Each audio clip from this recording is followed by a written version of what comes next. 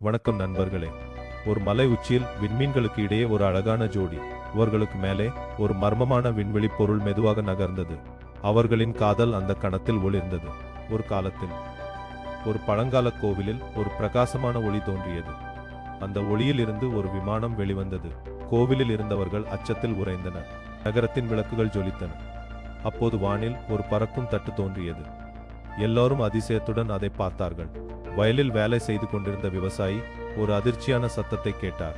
வானில் இருந்து ஒரு அமானுஷ ஒளி அவருக்கு அச்சத்தை ஏற்படுத்தியது. இந்திய ராணுவம் ஒரு மர்ம விமானத்தை கண்டது. அவர்கள் தயாராக நின்று அதனை தடுக்க முயன்றனர். கடலில் மீன் பிடித்துக் கொண்டிருந்த மீனவன் வானில் அசாதாரண ஒளிகளை பார்த்தான். அது அவனுக்கு ஒரு அற்புதமான கதையாக மாறியது.